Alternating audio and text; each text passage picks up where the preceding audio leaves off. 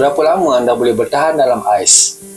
Pada 24 Mei 2024, di Calgary, Kanada, Henry Belibi Elimo daripada Perancis telah menghabiskan masa lebih 4 jam 5 minit di dalam bongkar ais, memecahkan gelaran Guinness World Record untuk tempoh paling lama setakat ini. Henry merupakan seorang atlet ekstrim yang bertauliah, jurulatih minda dan jurulatih peribadi membuat keputusan untuk menyahut cabaran ini untuk meningkatkan kesedaran tentang autisma. Puncanya ialah anak perempuannya, Kira, yang juga seorang pengidap autisma. Semasa memecahkan rekod, Henry terpaksa menghadapi banyak cabaran selain daripada berada dalam suhu yang sejuk yang membeku untuk tempoh masa yang panjang. Selepas 20 minit pertama dalam percubaannya selama 4 jam, ribut petir menghampiri. Percubaan itu hampir dibatalkan kerana sambaran petir semakin hampir. Walaupun dalam situasi yang berbahaya, Henry tetap tenang dan meneruskan percubaannya. Dan akhirnya, Henry telah berjaya menamatkan percubaannya dengan tempoh 4 jam 5 minit. Kalau orang biasa macam kita, rasanya malam nanti mungkin korang akan dijemput makan nasi lepas isyak.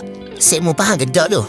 Henry telah menjalani latihan selama 4 tahun di mana dia memanjangkan mandi ais secara berperingkat-peringkat. Mula-mula seminit setengah, kemudian 4 minit, kemudian 7 minit, 10 minit, hinggalah ke 20 minit dan seterusnya. Bukan itu saja, dia juga berlari di tempat-tempat bersalji dan duduk di atas salji beberapa minit dengan hanya memakai seluar pendek. Dalam minda, dalam badan, dalam diri anda, dalam jiwa anda.